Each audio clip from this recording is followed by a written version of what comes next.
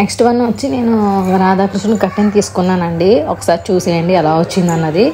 నాకైతే చాలా బాగా నచ్చిందండి. నేనైతే ఎక్స్పెక్ట్ చేయలేదు ఈ విధంగా వస్తుందని. ఎందుకంటే ప్రింటింగ్ అది లైట్గా షేడ్గా అలా వస్తే మనకున్న యాన్స్టీజ్ నాకు ఫోటోలో చూపించినట్టు యాన్స్టీజ్ వచ్చింది. So happy.